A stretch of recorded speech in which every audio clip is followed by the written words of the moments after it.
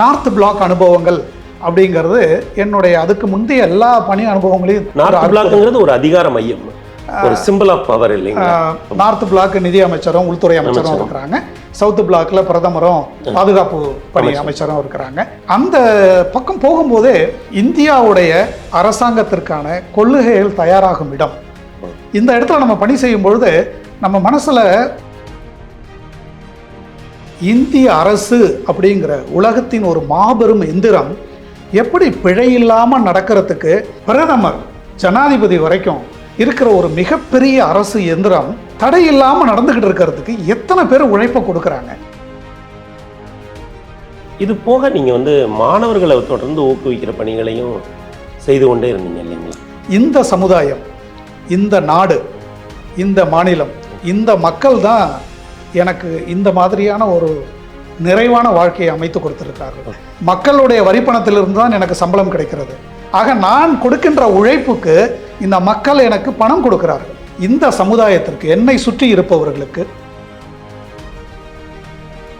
என்னுடைய உழைப்பு அப்படின்னு நான் அதில் எதுவும் பெருசாக சொல்ல முடியாது. ஆனால் என்னை சுற்றி இருந்தவர்களுடைய உழைப்பு அதில் மிக முக்கியமானது. ஏன்னா என்னை விட திறமையானவங்க, என்னை விட அதிகமாக உழைக்கிறவங்கலாம் கூட இன்னும் வாழ்க்கையில் சிரமப்படுறதை நான் பார்க்குறேன். எனக்கு என்ன தோணும், அப்போ நான் ஒரு ஊர் கூடி இழுத்த தேர், என்னுடைய உழைப்புங்கிறது அது ஏதோ ஒரு விதத்தில் பெற்றுக்கொண்ட சமூகத்திற்கு திருப்பி வழங்க வேண்டும்ங்கிற ஒரு உயர்ந்த எண்ணத்தை உங்ககிட்ட என்னால் பார்க்க முடியும். என்னை பொறுத்தவரை கல்வி என்பது மிக முக்கியமான. நீங்கள் ஒரு வரியில் கேட்டிங்கன்னா நான் கடைசியில் என்ன சொல்லலாம்னா, கற்ற கல்வியும் பெற்ற அறிவும் சற்றேனும் உன் சமுதாயத்திற்கு பயன்படட்டும். வணக்கம்.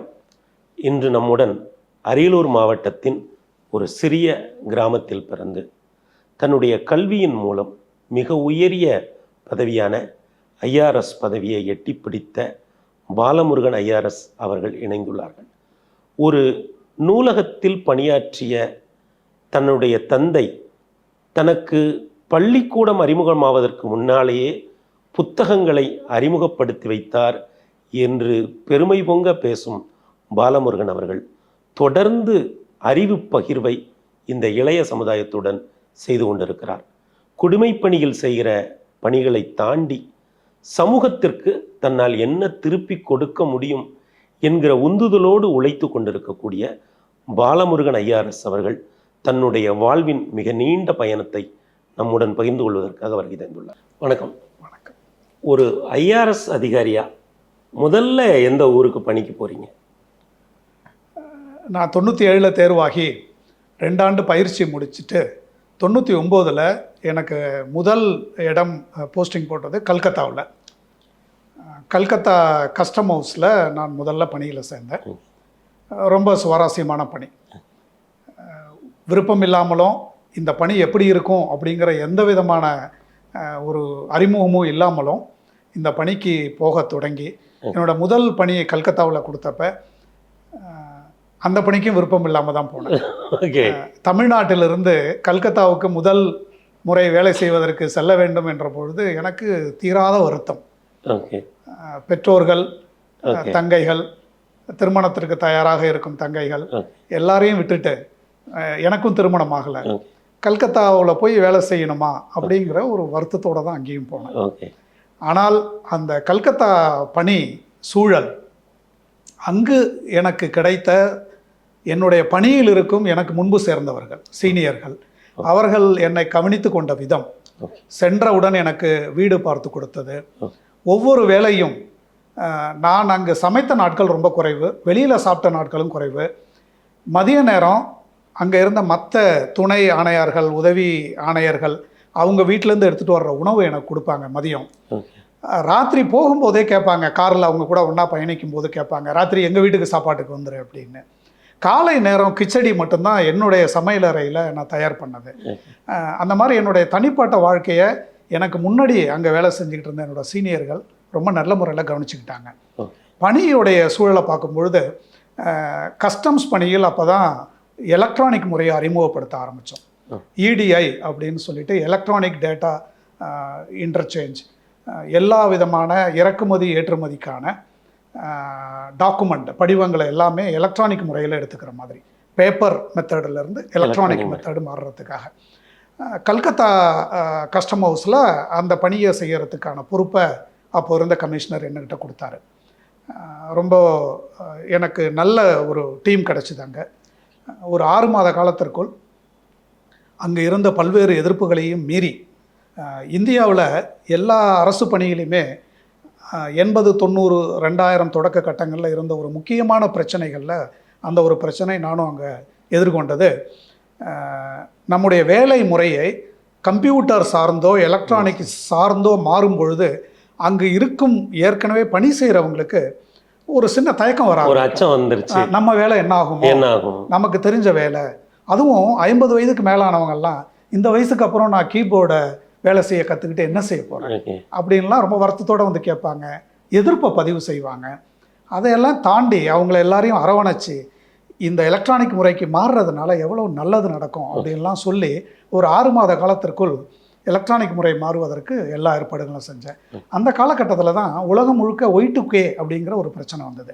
2000 ஆண்டுக்கு மாறும்பொழுது நம்ம கம்ப்யூட்டர்லாம் 99க்கு அப்புறம் அது சைபர்னு ஆகுமா, 2000 ஆகுமா, என்ன பிரச்சனைகள்லாம் வரும், உலகம் முழுக்க அது ஒரு ஆண்டுக்கு பெரிய பிரச்சனையாக இருந்தது.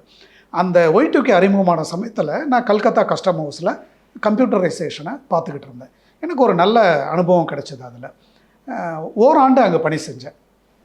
அங்கே பணி செஞ்சுட்டு அடுத்த ஆண்டு கல்கத்தாவிலிருந்து மதுரைக்கு மாற்றப்பட்டேன். மதுரையில் இருந்த சென்ட்ரல் எக்ஸைஸ் கமிஷனர் அலுவலகத்திற்கு என்னை மாற்றினார்கள். அங்கிருந்து தமிழ்நாடு கிடைத்ததே என்று மிக சந்தோஷத்தோடு மதுரைக்கு திரும்பி வந்தேன். 1 மாதத்தில் மதுரையிலிருந்து கோவில்பட்டி என்ற இடத்திற்கு என்னை உதவி ஆணையாராக போட்டு அனுப்பினார்கள். கோவில்பட்டி உங்களுக்கு தெரியும், சிவகாசி தாண்டி கோவில்பட்டி ஏறக்குறைய அரியலூர் மாதிரியே ஒரு கந்தக பூமி, தீப்பெட்டி தொழில் நிறைந்த இடம்.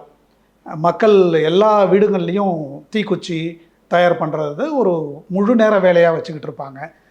பட்டாசு தொழிற்சாலைகளில் போய் வேலை செஞ்சுக்கிட்டு இருப்பாங்க. மிகவும் பின்தங்கிய ஒரு இடம். அங்கு சென்று சென்ட்ரல் எக்ஸைஸ் வரி வாங்குவது எங்களுடைய முக்கிய பணியே வரி நிர்வாகம்.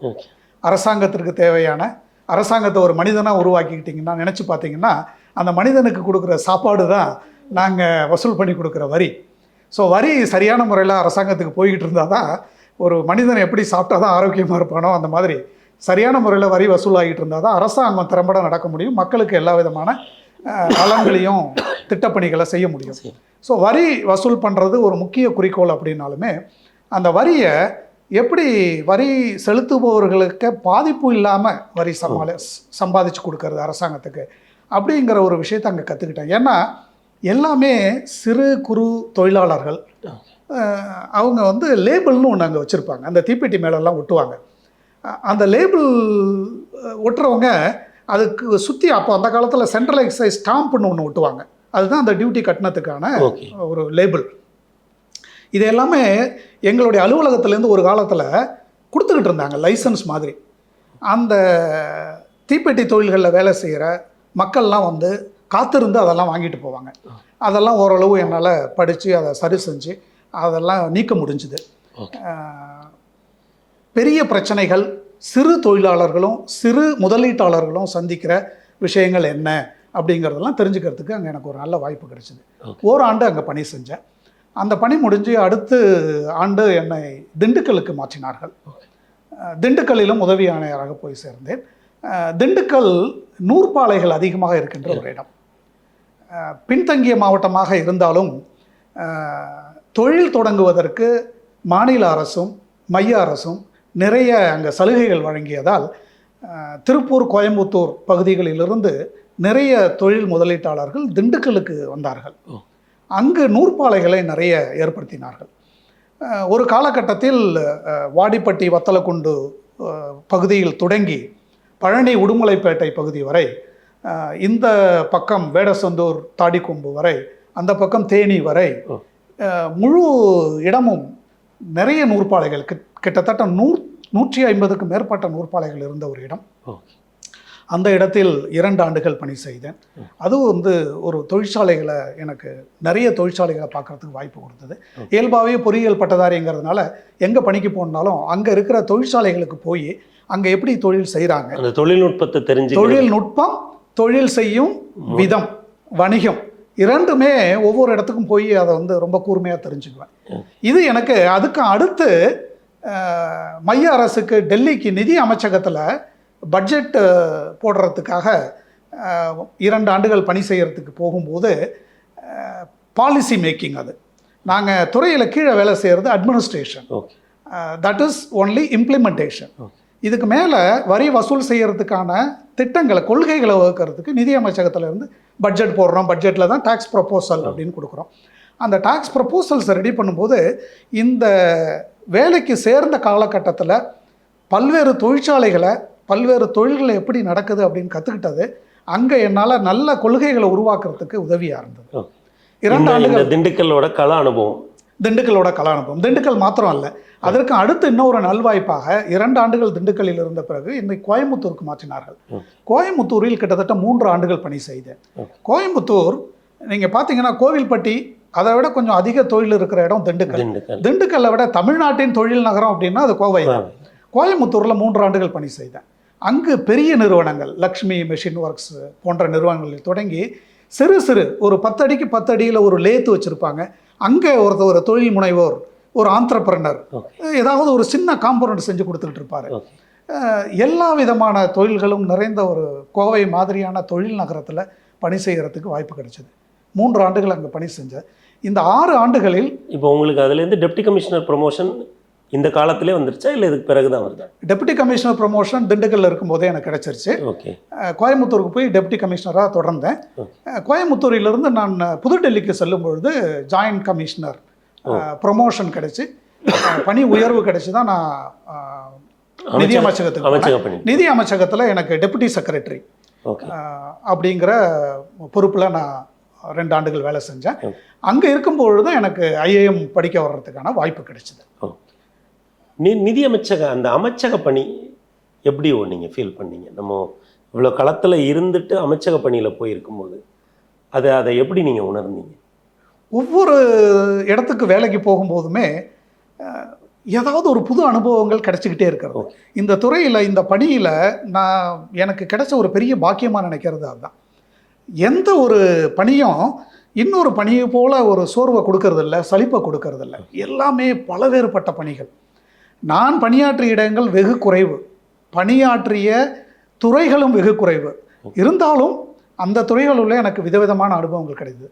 அமைச்சரகத்தில் போய் பணி செய்யும் பொழுது அந்த பட்ஜெட் தயாரிக்கும் பணி, அது ஒரு 6 மாதங்கள் மிக மிக ஒரு ஃபோக்கஸ்டு அப்ரோச் இருக்கணும். தெளிவாக பட்ஜெட் தயார் செய்வது, அதை பற்றிய நுணுக்கங்களை தெரிந்து கொள்வது. பட்ஜெட் தயாரிப்பு என்பது மிக கூடுதல் கவனத்துடனும் ஒரு வெளி உலகத்திற்கு முன்கூட்டியே தெரியாத அளவு ப்ரொப்போசல்களெல்லாம் நம்ம தயார் பண்ணணும். அப்படிங்கும்போது அது ஒரு வித்தியாசமான அனுபவத்தை கொடுத்தது. நான் நார்த் பிளாக்கில் பணியாற்றிக்கிட்டு இருந்தேன் 2.5 ஆண்டுகள். நார்த் பிளாக் அனுபவங்கள் அப்படிங்கிறது என்னுடைய அதுக்கு முந்தைய எல்லா பணி அனுபவங்களையும் திருப்பி சாப்பிட்ற அளவுக்கு. நார்த் பிளாக்ங்கிறது ஒரு அதிகார மையம், ஒரு சிம்பிள் ஆஃப் பவர் இல்லைங்களா? ஜனாதிபதி மாளிகைக்கு வடக்கு பக்கமும் தெற்கு பக்கமும் இருக்கிற சவுத் பிளாக், நார்த் பிளாக் நிதி அமைச்சரும் உள்துறை அமைச்சரும் இருக்கிறாங்க. சவுத் பிளாக்ல பிரதமரும் பாதுகாப்பு பணி அமைச்சரும் இருக்கிறாங்க. அந்த பக்கம் போகும்போதே நமக்கு ரொம்ப பெருமையாக இருக்கும். இந்தியாவுடைய அரசாங்கத்திற்கான கொள்கைகள் தயாராகும் இடம். இந்த இடத்துல நம்ம பணி செய்யும் பொழுது நம்ம மனசில் ஒரு பொறுப்பு தானாகவே அதிகமாகும்.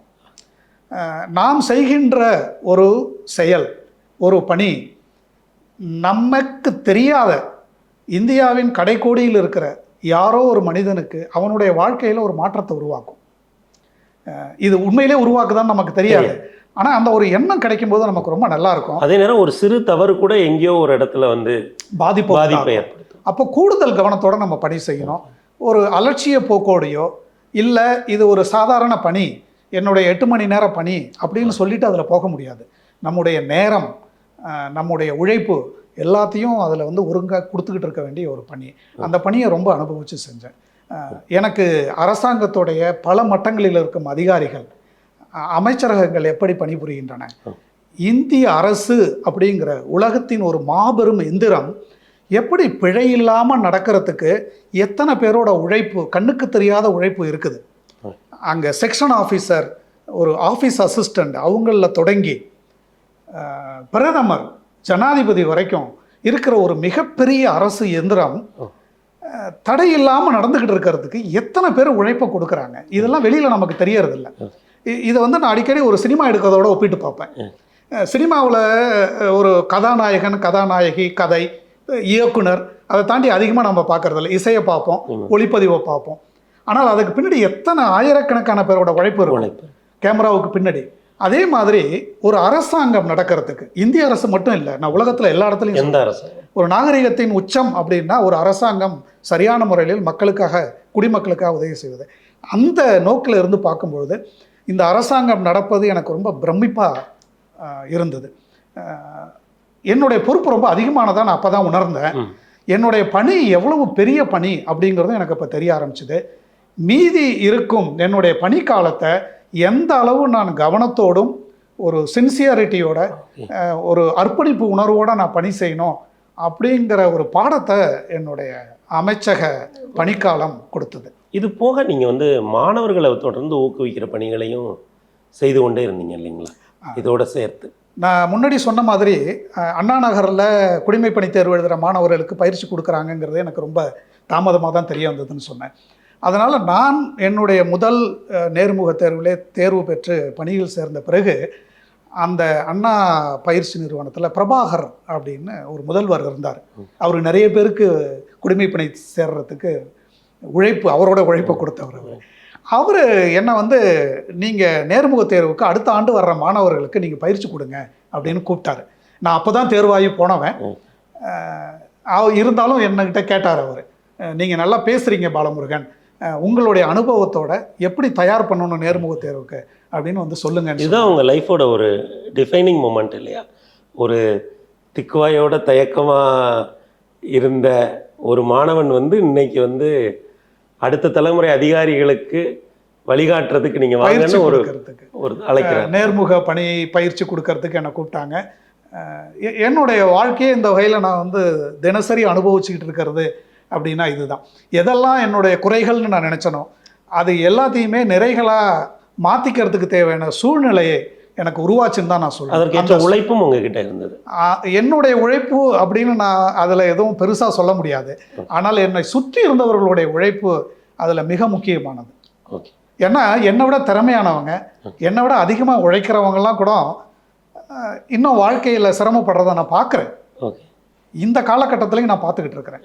என்னை விட திறமையானவர்கள், நான் திறமையாக மதித்தவர்கள்லாம் கூடமே வாழ்க்கையில் இன்னும் சிரமப்பட்டுக்கிட்டு இருக்கிறத நான் பார்க்கும்போது எனக்கு என்ன தோணும், அப்போ நான் ஒரு ஊர்கூடி இழுத்த தேர், என்னுடைய உழைப்புங்கிறது அதில் ஒரு சின்ன பங்கு.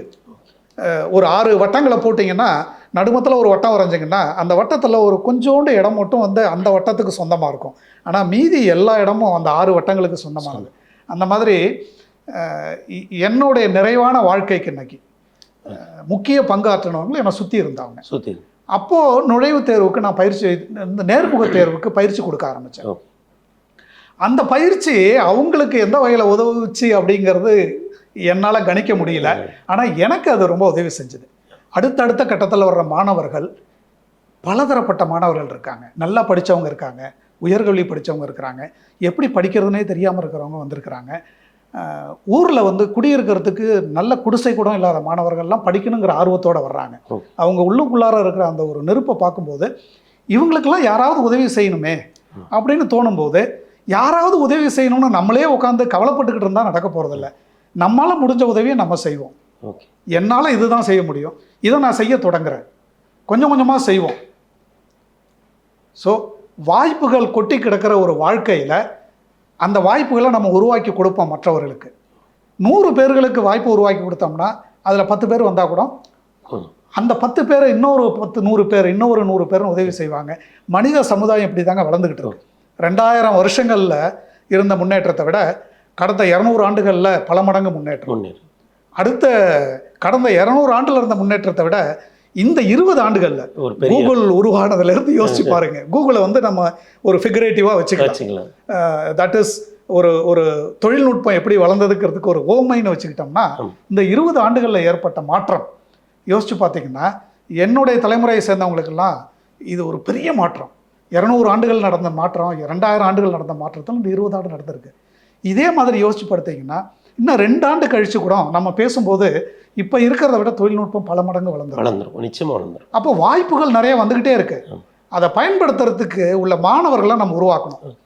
இந்த மாணவர்களோடான இந்த உரையாடல் உங்களுக்கு அப்படி தொடர்ந்துகிட்டே இருக்கு. நான் 2000 தொடங்கினேன். இடையில மத்திய அரசு பணியில் இருக்கும்போது டெல்லியில் இருக்கிற மாணவர்களுக்கு உதவி செய்ய ஆரம்பித்தேன். அதுக்கப்புறம் பெங்களூர் வந்தப்புறம் நான் ஐஏஎம்ல படிக்கும் போதுமே மாணவர்களுக்கு உதவி பண்ண ஆரம்பித்தேன். அப்போது புது தொழில்நுட்பம்லாம் இருந்தது. டெலகிராம், வாட்ஸ்அப் அதெல்லாம் வர ஆரம்பிச்சது. அதனால் ஒரு மிசோரமில் இருக்கிற ஒரு மாணவனுக்கும் என்னால் பெங்களூரில் உட்காந்துக்கிட்டு வழிகாட்ட முடிஞ்சது. இந்தியா முழுக்க இருக்கிற வெவ்வேறு மாணவர்களுக்கு வழிகாட்ட யார் ஆர்வத்தோடு எங்கள்கிட்ட வர்றாங்களோ அவங்களுக்கெல்லாம் நாங்கள் உதவி பண்ணிக்கிட்டு இருந்தோம். இது ஒரு அமைப்பாகவே செஞ்சுக்கிட்டு இருந்தோம். அதுக்கப்புறம் அவங்கவுங்களுக்கு வாய்ப்பு கிடைக்கும் போது இது தொடர்ந்து எல்லாராலையும் செய்ய முடியாது. ஏன்னா பகல் நேரத்தில் எங்களுடைய பணி நேரத்தை நாங்கள் இதுக்காக வீணடிக்க முடியாது. அதனால் எங்களுடைய வேலை நேரம் போக மீதி இருக்கிற நேரத்தில் இதை செய்யும்போது சில அதிக எங்களுடைய நேரம் எடுக்கிற வேலைகள்லாம் இருக்குது. 30 ஆண்டு ஒரு வேலைன்னு நாங்கள் வச்சுக்கிட்டோம்னா ஒரு 15-20 ஆண்டுகள் எங்களுடைய பணிக்காலம் ரொம்ப அழுத்தம் நிறைந்ததாக இருக்கும். ஒரு 10 ஆண்டுகள் பணிக்காலம் எங்களுக்கு கொஞ்சம் தளர்வு இருக்கிறதா இருக்கும்.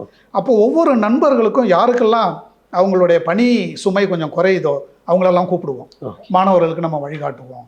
இது ஒரு வழிகாட்டியாக தான் பண்ணிக்கிட்டு இருக்கோம். ஆரம்ப காலத்தில் அவங்களை எப்படி தேர்வு எழுதணும், என்ன படிக்கணும் அப்படின்லாம் சொல்லி கொடுத்தோம். முதல் தேர்வுக்கு என்ன பண்ணணும், முக்கிய தேர்வுக்கு என்ன பண்ணணும், நேர்முக தேர்வுக்கு என்ன பண்ணணும்னு கொஞ்சம் கொஞ்சமாக அடுத்து நாங்கள் உருவாக்கிய மாணவர்கள்லாம் வர ஆரம்பிக்கும் போது நாங்கள் எப்படி படிக்கணும் அப்படிங்கிறதோட நிறுத்திக்கிட்டோம். எதை படிக்கணும் அப்படிங்கிறத இப்போ இருக்கிற மாணவர்கள் புதுசாக வேலைக்கு சேர்ந்த எங்களோட ஜூனியர்கள்ட்ட விட்டுட்டு வழிகாட்டிக்கிட்டு இருக்கிறோம். இந்த ஐஏஎம் கல்வி அனுபவங்கள் அதற்கு பிறகு ஒரு பிஹெச்டி ஐஏஎம்ல நீங்கள் 2 கோர்ஸ் பண்ணுறீங்க. உங்களுடைய ஹாபீஸ் அப்படின்னா தொடர்ந்து நீங்கள் ஒரு வாசிப்பது, புத்தகத்தை நேசிப்பது, அறிவு பகிர்வு அப்படிங்கிற இடத்துல இருக்கீங்க. இதை தாண்டி உங்களுடைய ஹாபீஸ்னால் நீங்கள் எதை சொல்லுங்கள்?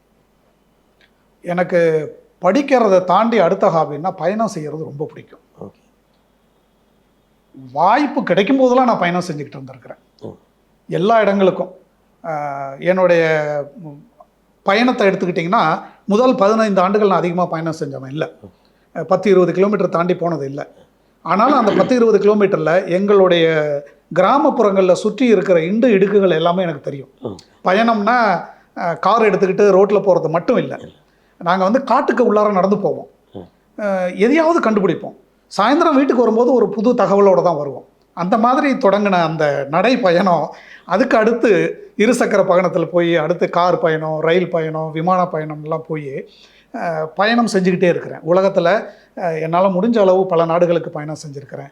நிறைய இடங்களுக்கு போகும்போது அந்த மக்களை கவனிப்பது என்னுடைய இன்னொரு பொழுதுபோக்கு அப்படின்னு சொல்லியிருக்கிறேன். மக்களை கவனிப்பது, அங்கே இருக்கிற கலாச்சாரத்தை பற்றி தெரிஞ்சுக்கிறது, அந்த பண்பாட்டுக்கான வரலாற்று பின்னணிகளை தெரிஞ்சுக்கிறது. வரலாறு எனக்கு ஒரு இயல்பான ஆர்வம் அதிகமாக இருக்கிற ஒரு துறை, வரலாறு தெரிஞ்சுக்கிறது அப்படின்னு போகும்போது பயணம் என்னுடைய முக்கியமான ஒரு பொழுதுபோக்காயிடுச்சு. அது வெறும் பொழுதுபோக்கு இல்லை, எனக்கு கல்வி கொடுக்குற, எனக்கு அறிவு கொடுக்குற இன்னொரு நல்ல பொழுதுபோக்கு. இந்த பொழுதுபோக்கை நான் என்னோட நிறுத்திக்காமல் எனக்கு அடுத்து என்னுடைய பையனுக்கும் நான் கற்றுக் கொடுக்குறேன், என்னோட பொண்ணுக்கும் கற்றுக் கொடுக்குறேன். சமீபத்தில் என்னுடைய பையனை அழைச்சிக்கிட்டு நான் பெங்களூரில் பணி செஞ்சுக்கிட்டு இருக்கும்போது தமிழ்நாடு எல்லாமே பெங்களூரில் பிறந்து வளர்ந்தவங்க. அவங்க என்னுடைய பையன் கோயம்புத்தூரில் பிறந்தான். ஆனால் நாங்கள் அப்போ பிறந்த உடனே கோயம்புத்தூரை தாண்டி போயிட்டோம். என்னுடைய பொண்ணு ஐஏஎம்ல இருக்கும்போது தான் பிறந்தா. ஸோ அவங்க இருவருமே வந்து பெங்களூர் ப்ராடக்ட்ஸ் அப்படின்னு சொல்லலாம். ஸோ பெங்களூர்லேயே பிறந்து வளர்ந்தவங்க அப்படி தான் அவங்கள வச்சுக்கணும். அவங்க பெங்களூர் மாணவர்கள், பெங்களூர் பிள்ளைகளாக வளரும் பொழுது தமிழ் நானே தான் அவங்களுக்கு சொல்லிக் கொடுத்தேன். தாய்மொழி ஒரு முக்கியம் அப்படிங்கிறது என்னுடைய அசைக்க முடியாத நம்பிக்கை. தாய்மொழியோட தாய்மொழி இலக்கணமும் வேணும். நான் பயிற்சி கொடுக்குற மாணவர்கள் எல்லாருக்கும் அதான் சொல்லுவேன், ஏதாவது ஒரு மொழியோட இலக்கணத்தை முழுமையாக படிச்சுக்கங்க, அப்போ தான் உங்களுக்கு மொழி ஆளுமையும் கிடைக்கும், உங்களுடைய எண்ணங்களும் தெளிவு பெறும் அப்படின்னு சொல்லி என்னுடைய பிள்ளைகளுக்கு வீட்டில் நான் தான் தமிழ் சொல்லி கொடுக்க ஆரம்பித்தேன். அவங்க தமிழ்நாட்டை அதிகமாக பார்க்கல. அதனால் என்னோடய பையனை தமிழ்நாடு பார்க்கணுன்னு சொல்லிட்டு பெங்களூர்லேருந்து கிளம்புறதுக்கு ஒரு மாதம் முன்னாடி என்னுடைய காரை எடுத்துக்கிட்டு பையனை அழைச்சிக்கிட்டு நாங்கள் 2 பேரும் தமிழ்நாடு முழுக்க ஒரு 3000 கிலோமீட்டர்கள் காரில் 2 பேர் மட்டும் தனியாகவே சுற்றி வந்தோம். எந்த விதமான ஏற்பாடுகளும் செஞ்சுக்காம கிடைக்கிற இடத்துல தங்கிக்கிட்டு கிடைக்கிற சாப்பாடை சாப்பிட்டுக்கிட்டு தமிழ் மண், ஏன்னா நானுமே இந்த மண்ணை விட்டு போய் கிட்டத்தட்ட ஒரு 25 ஆண்டுகள் ஆகிடுச்சு. அதனால் தமிழ் மண்ணோட ஒரு அறிமுகம் இருக்கட்டுமே அப்படின்னு சொல்லி தமிழ் நாடு முழுக்க சுற்றி வந்தேன். அது ஒரு மிக சிறந்த அனுபவம். இந்த அனுபவத்தில் எனக்கு தெரிஞ்ச விஷயம் என்னென்னா, நம்முடைய குடும்ப வாழ்க்கையாகட்டும், நம்முடைய பொது வாழ்க்கையாகட்டும், நம்ம மாவட்டம், நம்முடைய மாநிலம், நம்முடைய நாடு, உலகம் அப்படின்னு எங்கே போனாலும் நம்முடைய அனுபவங்கள் எல்லாமே ஒரே மாதிரி தான் இருக்கின்றன. நாம் எவ்வாறு அதை எடுத்துக்கொள்கிறோம் என்பது தான் முக்கியமாக தவிர, நம் மனசு விசாலமாக இருந்ததுன்னா, பாரதிதாசன் சொல்கிற மாதிரி ஏறி நின்று பாரடா எங்கும் பாரடா, பாரடா இப்பூவி மக்களை, பாரடா உன் மானுட பிறப்பை அப்படின்னு ஒரு அழகான பாட்டு ஒன்று சொல்லியிருக்காரு. அந்த பாட்டில் கடைசியில் முடிக்கும்போது சொல்கிறாரு, உலகம் உண்ண உன், உடுப்ப உடுப்பாய் அப்படின்னு சொல்லுவார். அந்த ஒரு பொது உடைமை தத்துவம் அப்படிங்கிறத எப்படி கொண்டு வரணும் அப்படிங்கிறத தமிழ் இலக்கியத்திலிருந்து நான் நிறைய கற்றுக்கிட்டேன். என்னுடைய வாழ்க்கையில் அதை நிகழ்காலத்தில் நான் பார்க்கும்போது எனக்கு நம்ம படித்த விஷயங்களெல்லாம் நம்ம அனுபவிக்கும் போது அப்போது முன்னோர்களுடைய அறிவெல்லாம் எவ்வளோ நமக்கு பயன்படுதுன்னு ரொம்ப மகிழ்ச்சியாக இருக்குது. ஓகே, இந்த பெங்களூர் பணிகளை முடித்து கொண்டு சென்னைக்கு எப்போ வரீங்க? ஒரு 2 மாதங்களுக்கு முன்னாடி தான் நான் சென்னை வந்தேன். என்னுடைய மகள் 11வது படித்து கொண்டிருந்தால் பெங்களூரில். ஆகவே எனக்கு பெங்களூரிலிருந்தும் வருவதற்கு விருப்பம் இல்லை. இருந்தாலும் என்னை சென்னை செல்ல வேண்டும் என்று வற்புறுத்தினார்கள். விருப்பம் இல்லாமல் இருந்தாலும் எனக்கு இட்ட பணி, அதை முழு ஈடுபாட்டோடு செய்ய வேண்டும் என்ற எண்ணத்தோடு பெங்களூரிலிருந்து சென்னைக்கு குடும்பத்தோடு கிளம்பி வந்து விட்டேன். இங்கு வந்து டிஜிஜிஐ என்ற ஒரு அலுவலகத்தில், இது ஜிஎஸ்டி இன்டெலிஜென்ஸ் என்ற ஜிஎஸ்டி வரி ஏய்ப்பு செய்பவர்களை கண்டுபிடித்து அவர்களிடமிருந்து ஏய்க்கப்பட்ட வரி பணத்தை அரசாங்கத்திற்கு மீட்டு தருவது, அதுதான் என்னுடைய தற்போதைய பணி. இங்கே அடிஷ்னல் டைரக்டர் ஜெனரல் டிஜிஜிஐ என்ற பொறுப்புக்கு. இப்போ உங்களோட ஆளுகைக்கு கீழே எந்தெந்த பகுதிகள்லாம் வரும்? எங்களுடைய ஆளுகை அப்படின்னு எடுத்துக்கிட்டோம்னா, இது ஆளுகைன்னு நான் சொல்ல மாட்டேன், எங்களுடைய பொறுப்பு, உங்களுடைய பொறுப்பு இருக்கின்ற இடங்கள் அப்படின்னா, வட தமிழ்நாட்டில் இருக்கும் கிட்டத்தட்ட ஒரு 10 மாவட்டங்கள், சென்னையும் சென்னையை சுற்றி இருக்கின்ற ஒரு 10 மாவட்டங்களும், புதுச்சேரி யூனியன் பிரதேசமும், இந்த ஏரியா, இந்த பகுதியில் இருக்கும் வரி ஏய்ப்பாளர்களை கண்டுபிடித்து அவர்களிடமிருந்து உரிய வரி பணத்தை அரசாங்கத்திற்கு பெறுவது. ஓகே, இப்போது வெவ்வேறு பணிகளில் நீங்கள் வெவ்வேறு காலகட்டத்தில் வெவ்வேறு இந்த ஐஆர்எஸ்ங்கிற இந்த பணியை நீங்கள் திரும்பி பார்க்குற பொழுது நீங்கள் என்ன உணர்றீங்க?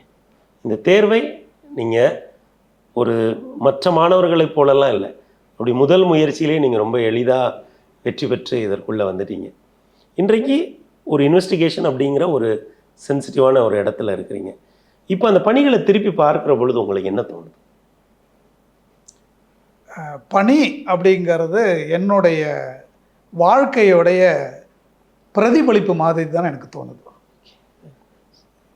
என்னுடைய 53 ஆண்டு கால வாழ்க்கையை நான் பின்னோக்கி பார்க்கும் பொழுது எனக்கு எந்த அளவு நிறைவு கிடைக்கிறதோ அதே நிறைவு என்னுடைய 27 ஆண்டு கால பணியை பின்னோக்கி பார்க்கும்போதும் உங்களுக்கு கிடைக்குது. ஒவ்வொரு முறையும் அந்தந்த நேரங்களில் சில வேலைகளை பிடிக்காமல் செய்திருப்பேன், சில வேலைகளை செய்ய வெறுத்திருப்பேன்.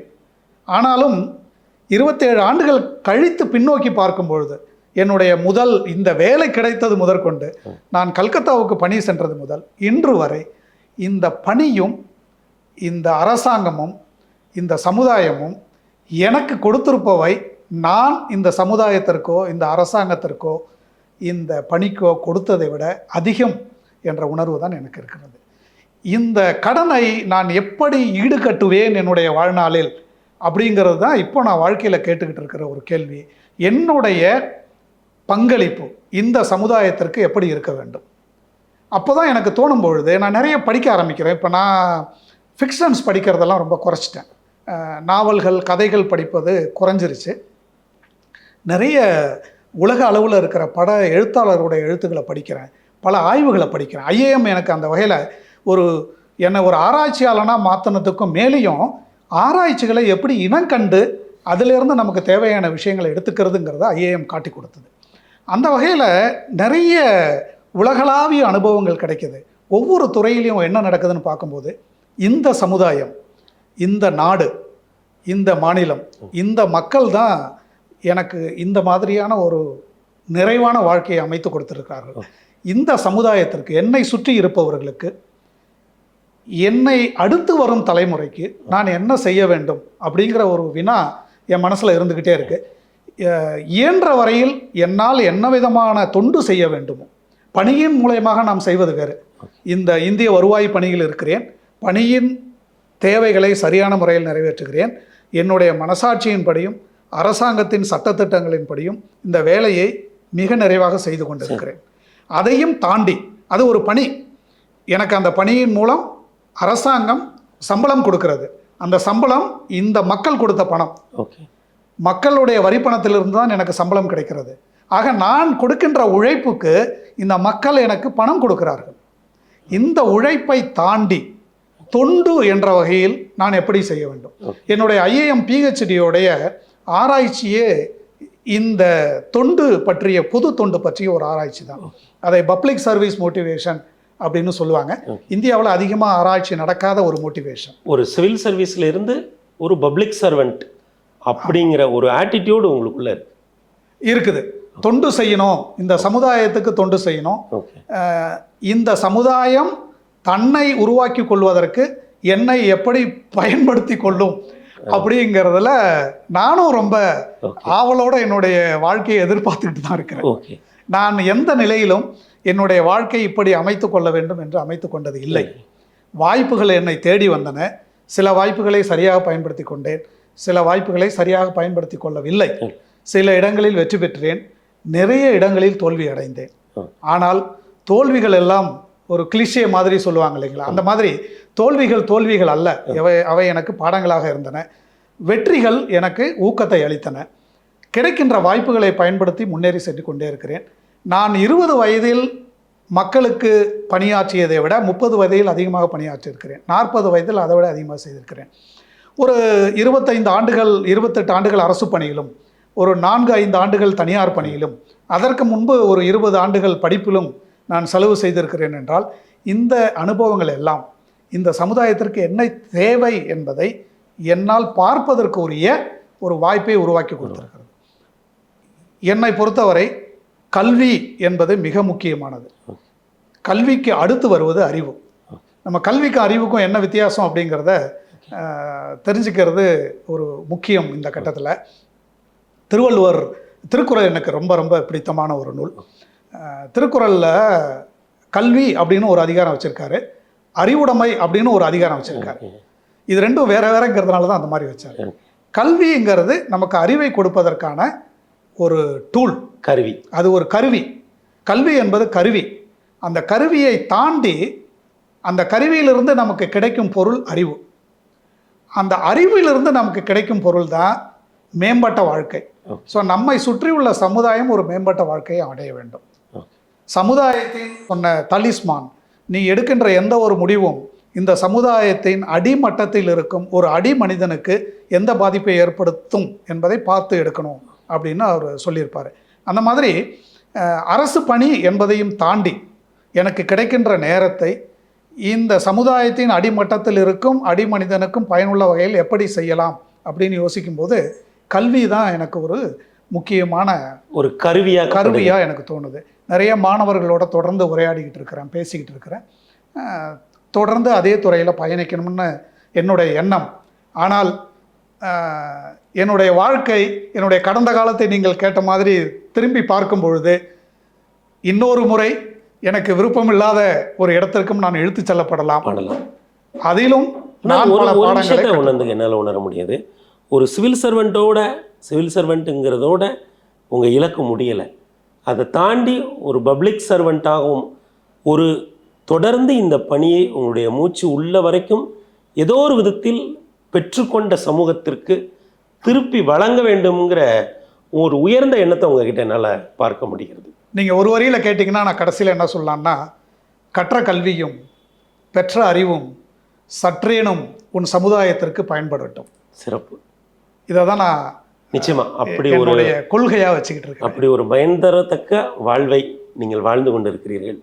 உங்களை சந்தித்ததில் மற்றற்ற மகிழ்ச்சி. நேரம் ஒதுக்கி எங்களோடு உரையாடியதற்காக எங்களது உளமார்ந்த நன்றிகளை தெரிவித்துக் கொள்கிறோம். மிக்க நன்றி. நன்றி. உங்களுக்கும் அபியாசா ஃபாரத்திற்கும் எனது நன்றி, உங்களோடு உரையாடுவதற்கு வாய்ப்பளித்தமைக்கு. நிச்சயமா. வணக்கம். தேங்க்யூ.